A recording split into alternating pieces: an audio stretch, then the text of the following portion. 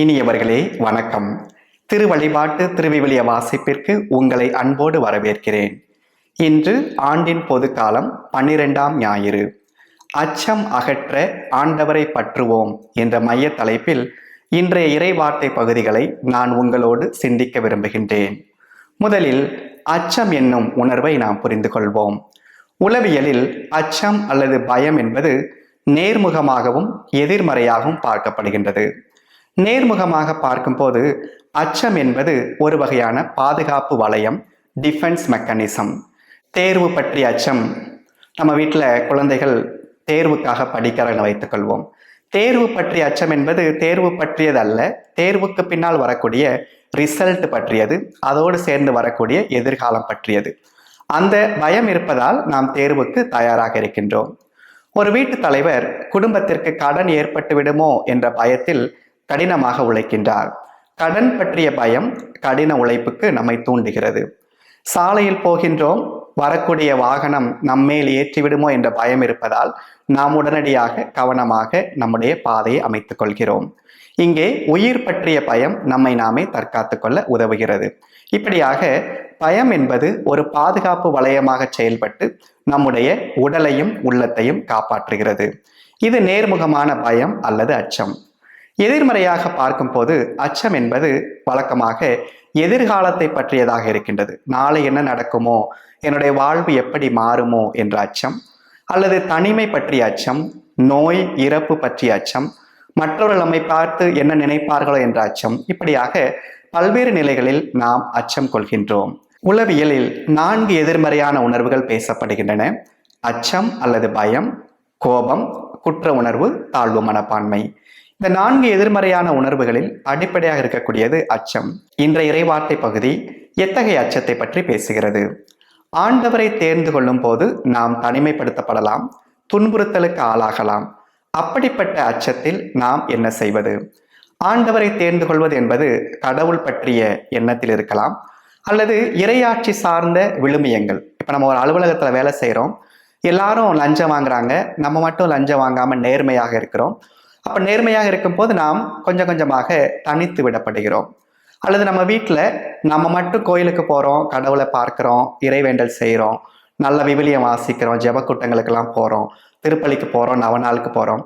இது நம்ம வீட்டில் உள்ள மற்றவர்களுக்கு பிடிப்பதில்லை, அல்லது மற்றவர்கள் அதை பார்த்து நம்மை தனிமைப்படுத்தலாம். இப்படிப்பட்ட நிலையில் கடவுளையும் கடவுள் சார்ந்த மதிப்பீடுகளையும் கடவுள் சார்ந்த செயல்களையும் நாம் செய்யும் போது நாம் தனித்து விடப்படலாம், நிராகரிக்கப்படலாம், அந்நியப்படுத்தப்படலாம். இந்த மாதிரியான நேரங்களை நாம் எப்படி எதிர்கொள்வது? அச்சம் அகற்ற ஆண்டவரை பற்றுவோம். இதில் உள்ள முரண் என்னவென்றால், ஆண்டவரை பற்றுவதால் இந்த அச்சம் வருகின்றது. அந்த அச்சத்தை நாம் போக்குவதற்கு மீண்டும் ஆண்டவரையே பற்றி கொள்ள வேண்டும். இன்றைய முதல் வாசகம் இறைவாக்கினர் எரேமியா நூலிலிருந்து நமக்கு தரப்பட்டுள்ளது. இறைவாக்கினர் எரேமியா ஒரு பெரிய இறைவாக்கினர் என கருதப்படுகிறார். விவிலியத்தில் நாம் காணும் இறைவாக்கினர்களை 2 குழுக்களாக பிரிக்கிறோம். பெரிய இறைவாக்கினர்கள், மேஜர் ப்ராஃபெட்ஸ், சிறிய இறைவாக்கினர்கள், மைனர் ப்ராஃபெட்ஸ். இந்த பெரிய இறைவாக்கினர்களில் 2ஆவதாக இருப்பவர் எரேமியா. எரேமியா யூதா நாட்டிலிருந்து வந்து யூதா நாட்டிலேயே, அதாவது எருசலேம் நகரத்திலேயே இறைவாக்கு உரைத்தவர். ஆண்டவராகிய கடவுள் இஸ்ராயல் மக்களை 2 அடிமைத்தனங்கள் வழியாக ஒடுக்குகின்றார். முதலில் அசீரிய அடிமைத்தனம் வடக்கு இஸ்ராயல் மக்களால் எதிர்கொள்ளப்படுகிறது. தெற்கே பாபிலோனிய அடிமைத்தனம். பாபிலோனிய அடிமைத்தனத்தை இஸ்ராயல் மக்களுக்கு, அதாவது யூதா நாட்டில் வாழ்ந்த இஸ்ராயல் மக்களுக்கு அறிவிக்கின்றார் எரேமியா. தன் ஊரை சார்ந்த ஒருவர் தன் ஊருக்கு எதிராக இறைவாக்கு உரைக்கிறார் என்று தவறாக கருதப்படக்கூடிய அவர், குறிப்பாக பஷூர் என்ற குருவானவர், அவருக்கு எதிராக கிளர்ந்தெழுந்து எரேமியாவை சிறையில் அடைக்கின்றார். சிறையிலிருந்து விடுபடக்கூடிய எரேமியா மீண்டும் இறைவாக்கு உரைக்கின்றார். அந்த இறைவாக்கு பகுதியை ஒட்டியதுதான் இன்றைய முதல் வாசகம். இந்த முதல் வாசக பகுதி எரேமியாவின் புலம்பல் என்று அழைக்கப்படுகின்றது. இந்த இறைவார்த்தை பகுதிக்கு முன்புதான் நான், ஆண்டவரே நீரோ என்னை ஏமாற்றி விட்டீர், நானும் ஏமாந்து போனேன் என்றும் அருட்புலம்பலை நாம் வாசிக்க கேட்கின்றோம். ஆண்டவராகிய கடவுளுடைய செய்தியை அறிவித்ததால் எரேமியா தனிமைப்படுத்தப்படுகிறார், தம் சொந்த ஊராரால் நிராகரிக்கப்படுகின்றார், துன்பத்தை எதிர்கொள்கிறார். பழி சுமத்துங்கள், பழி சுமத்துங்கள் என்ற எதிரொலி என்ற பகைமை அவருக்கு எதிராக எழுகின்றது. இதை அவர் எப்படி எதிர்கொள்கின்றார் என்று பார்க்கும்போது உடனடியாக எரேமியா சொல்வது, ஆண்டவர் வலிமை மிகுந்த வீரர் போல என் அருகே நிற்கின்றார், என்னுடைய எதிரிகள் இடறி விழுவார்கள். ஒரு பக்கம் ஆண்டவரை தேர்ந்து கொண்டதால் ஏற்பட்ட தனிமைப்படுத்தப்படுதல், நிராகரிப்பு. ஆனால் அந்த இடத்தில்தான் எரேமியா ஆண்டவரை வலிமை வாய்ந்த வீரராக கண்டுகொள்கின்றார். இப்படியாக தன்னுடைய தனிமை அனுபவத்தில், நிராகரிக்கப்பட்ட அனுபவத்தில் கடவுளை கண்டுகொள்கின்றார். ஆண்டவரை வலிமை மிகு வீரராக அவர் பற்றி கொண்டதால் அவருடைய அச்சம் அகல்கின்றது. அடுத்ததாக இன்றைய பதிலுரை பாடல், திருப்பாடல் 69, தாவீதுக்கு உரியது என்று விவிலியத்தில் கொடுக்கப்பட்டுள்ளது. இது ஒரு புலம்பல் பாடல். இந்த புலம்பலோடு சேர்த்து ஓர் இறைவேண்டலும் இருக்கின்றது. இங்கே திருப்பாடல் ஆசிரியர் என் சகோதரர்களால் நான் அந்நியப்படுத்தப்பட்டேன் என்கிறார். எந்த ஒரு பின்புலத்தில் இந்த வார்த்தை சொல்லப்பட்டது என்பது நமக்கு தெரியவில்லை. ஆனால் இந்த ஆசிரியர் அல்லது தாவீது ஏதோ ஒரு வகையான துன்ப உணர்வை, தனிமைப்படுத்தப்பட்ட உணர்வை அனுபவிக்கின்றார். ஆனால் திருப்பாடலின் இறுதியில், திருப்பாடல் 69 இறுதியில் நாம் பார்க்கின்றோம், எளியவர் இதை கேட்டு அகமகிழ்வர். எதை கேட்டு அகமகிழ்வர்? ஆண்டவருடைய பேரன்பை கேட்டு அகமகிழ்வர். ஆக தாவீது திருப்பாடல் ஆசிரியர் தனிமைப்படுத்தப்பட்டதை உணர்ந்தாலும் ஆண்டவராகிய கடவுள் தன் குரலுக்கு செவிமடுப்பார் என்ற எதிர்நோக்கை பெற்றிருக்கின்றார். இப்படியாக தாவீது நமக்கு கற்றுக் கொடுப்பது, நம்முடைய தனிமைப்படுத்தப்பட்ட அனுபவத்தின் போது நாம் இறைவேண்டல் செய்ய வேண்டும். தொடர்ந்து இன்றைய 2ஆம் வாசகம், பவுல் ரோமேருக்கு எழுதக்கூடிய திருமடல். பவுல் ரோமேருக்கு எழுதக்கூடிய திருமடலில் 2 உருவகங்களை கையாளுகின்றார். 1 ஆபிரகாம், 2 ஆதாம். ஆபிரகாமை வைத்து நாம் கடந்த ஞாயிறு வாசிக்க கேட்டோம். ஆபிரகாம் வழியாக நாம் அனைவரும் நம்பிக்கையில் கடவுளுக்கு ஏற்புடையவராகிறோம். ஆபிரகாம், ஆதாம், இந்த 2 உருவகங்களை எடுக்க காரணம், பவுல் ரோமையருக்கு எழுதக்கூடிய இந்த திருமடலில் யூதர்களுக்கும் எழுதுகின்றார், புறவினத்தாருக்கும் எழுதுகின்றார். அந்த வகையில் யூத ஆடியன்ஸ், ஜூவிஷ் ஆடியன்ஸ்க்காக ஆபிரகாம் என்ற கதை மாந்தரையும், புறவினத்து ஆடியன்ஸ்க்காக ஆதாம் என்ற கதை மாந்தரையும் எடுக்கின்றார். ஆபிரகாம் தம் நம்பிக்கை வழியாக கடவுளுக்கு ஏற்புடையவரானார் என்று சொல்லக்கூடிய பவுல் தொடர்ந்து ஆதாம் வழியாக பாவம் வந்தது, கிறிஸ்து வழியாக அருள் வந்தது என்று இந்த 2ஆம் வாசக பகுதியில் எழுதுகின்றார். இப்படியாக ஆண்டவராகிய கடவுள் தம் ஒரே திருமகன் இயேசுவை அனுப்பி இந்த உலகத்தில் உள்ள அனைவருடைய பாவத்தையும் போக்கினார். பாவம் என்பது அருள் வருவதற்கான வழியாக அமைகின்றது. இங்கே ஒருவர் வழியாக பாவம் வந்தது என்று சொல்லக்கூடிய இடத்தில் நாம் தொடக்க நூல் 3ஐ நினைவு கூறுகின்றோம். அங்கே முதல் நிலை பாவம், ஒரிஜினல் சின்.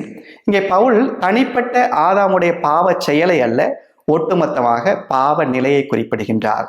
பாவ நிலையால் வரக்கூடிய இறப்பு, அந்த இறப்பை ஆண்டவராகிய கிறிஸ்து வாழ்வாக மாற்றுகிறார். கிறிஸ்துவின் அருள் நமக்கு வாழ்வை தருகின்றது. இதை நாம் மற்ற வாசகங்களோடு எப்படி பொருத்தி பார்ப்பது? பயம், இறப்பு பற்றிய பயம் நமக்கு தேவையில்லை. ஏனென்றால் இறப்பை வாழ்வாக மாற்றிவிட்டார் கிறிஸ்து. கடைசியாக நற்செய்தி வாசகம், மத்தேயு நற்செய்தி அலகு 10. கடந்த ஞாயிறு நாம் வாசிக்க கேட்ட நற்செய்தி வாசக பகுதியில் ஆண்டவராகிய இயேசு ஆயனில்லா ஆடுகள் போல் மக்கள் இருப்பதை கண்டு அவர்களுக்கு ஆயர்களாக அனுப்புகின்றார் தம்முடைய திருத்தூதர்களை பணிக்கு அனுப்பும் போது சில அறிவுரைகளை கொடுக்கின்றார். பணிக்கு அனுப்பப்பட்ட திருத்தூதர்கள் ஏற்றுக்கொள்ளப்படுவார்களா, ஏற்றுக்கொள்ளப்பட மாட்டார்களா என்ற கேள்வி நமக்கு எழலாம். அவர்கள் சந்திக்கக்கூடிய பிரச்சனைகளையும் அந்த பிரச்சனைகளில் அவர்கள் கொண்டிருக்க வேண்டிய மனத்திடத்தையும் இந்த நற்செய்தி வாசகம் நமக்கு எடுத்துரைக்கின்றது. இந்த நற்செய்தி வாசகத்தில் 3 முறை ஆண்டவராகிய இயேசு அஞ்சாதீர்கள் என்று சொல்கிறார். அஞ்சாதீர்கள், உங்களுடைய உடலை கொல்லக்கூடியவர்கள் ஆனால் ஆன்மாவை கொள்ள இயலாதவர்கள், அவர்களை பற்றி அஞ்சாதீர்கள். அஞ்சாதீர்கள், நீங்கள் சிட்டுக்குருவிகளை விட மேலானவர்கள், உங்களுடைய தலைமுடியெல்லாம் எண்ணப்பட்டிருக்கிறது என்று மீண்டும் அஞ்சாதீர்கள் என்ற அறிவுரையை இயேசு அவர்களுக்கு தருகின்றார். இங்கே திருத்தூதர்கள் தங்களுடைய பணி வாழ்வில் எதிர்கொள்ளக்கூடிய பிரச்சனைகளை ஆண்டவராகிய கிறிஸ்து வழியாக பற்றி கொள்ள வேண்டும். இங்கே நாம் மத்தேயு நற்செய்தியுடைய குழுமத்தை நாம் நினைவில் கொள்ள வேண்டும். மத்தேயு நற்செய்தியாளர் இந்த நற்செய்தி தம்முடைய குழுமத்திற்கு எழுதுகின்றார். அங்கே இயேசுவின் மேல் கொண்டிருக்கிற நம்பிக்கையை மக்கள் சில காலத்துக்கு பிற்பாடு விட்டிருக்கலாம். அவர்களுக்கு கொடுக்கப்படக்கூடிய செய்தியாக நாம் இதை எடுத்துக்கொள்ள முடியும். இங்கே சொல்லக்கூடிய 2 உருவகங்கள். முதல் உருவகம், சிட்டுக்குருவிகளை விட நீங்கள் மேலானவர்கள். காசுக்கு 2 குருவிகள் விற்பதில்லையா என்று சொல்கிறார் இயேசு. லூக்கா நற்செய்தி 12:9 பார்க்கின்றோம், 2 காசுக்கு 5 குருவிகள் விற்பதில்லையா என்கிறார். அப்ப 2 காசுக்கு, அப்ப 1 காசுக்கு 2 குருவினா 2 காசுக்கு 4 குருவிகள் தானே. இப்ப இந்த 5வது குருவி எங்க இருந்து வந்தது என்றால், இஸ்ராயல் மக்களுடைய வாழ்வியல் பார்க்கும்போது சந்தையில சிட்டுக்குருவிகள் விற்பாங்க. சிட்டுக்குருவிகள் விற்கும் போது வாங்கக்கூடியவர்கள் அதை சோதித்து பார்ப்பதற்காக ஒரு குருவியை பறக்க விடுவார்கள். அப்படி பறக்க விடப்பட்ட குருவிதான் அந்த 5வது குருவி. பறக்க விடப்பட்ட குருவிக்கு யார் உணவளிக்கிறார்? ஆண்டவராகிய கடவுள். இன்னொரு பக்கம் இந்த 5வது குருவி ஒரு இலவச குருவி.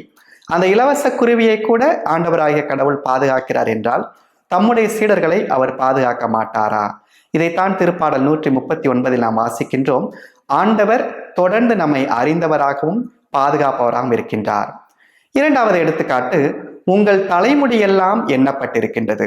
அதாவது நாம் நம்முடைய உடலில் தேவையற்றது என்று கருதக்கூடிய ஒரு பொருளை கூட ஆண்டவராகிய கடவுள் கண்ணும் கருத்துமாய் பாதுகாக்கின்றார். இப்படியாக கடவுள் நம்மை அறிந்தவராகவும் பாதுகாப்பவராகவும் வழிநடத்துபவராகவும் இருக்கின்றார். இந்த 4 வாசகங்களை பார்க்கும் போது முதலில் எரேமியா இறைவாக்கு நமக்கு சொல்லக்கூடிய பாடம், ஆண்டவர் வலிமை வாய்ந்த வீரரை போல என் அருகில் இருக்கின்றார். 2வதாக பதிலுரை பாடல் நமக்கு சொல்வது, நம்முடைய அச்சத்தில் ஆண்டவரை நோக்கி குரல் எழுப்புவோம். 3வதாக அச்சம் அகற்றுவதற்கு ஆண்டவர் அருள் கூர்ந்தார் என்று பவுல் நமக்கு உரைக்கின்றார். கடைசியாக இயேசு அஞ்சாதீர்கள் என்று நம்மை நோக்கி குறிப்பிடுகின்றார். பிரியமானவர்களே, இன்றைய நாளில் நாம் அனுபவிக்கக்கூடிய அச்சம் என்ன? இப்படியாக பயம் என்பது நம்முடைய வாழ்வில் அனைவருக்குமான அடிப்படை உணர்வாக இருக்கிறது. ஆனால் இந்த பயத்தை நாம் வெற்றி கொள்ள முடியும். எப்படி? அந்த பயத்தை ஏற்றுக்கொள்வதன் வழியாக. ஏற்றுக்கொள்வதே அதிலிருந்து விடுபடுவதற்கான முதல் வழியாக இருக்கின்றது. 2வதாக, ஆண்டவர் வலிமை மிகுந்த வீரராக என் நடுவில் இருக்கின்றார், என் அருகே இருக்கின்றார். அவர் இருக்கும் போது நமக்கு எந்த ஒரு தீங்கும் நிகழாது.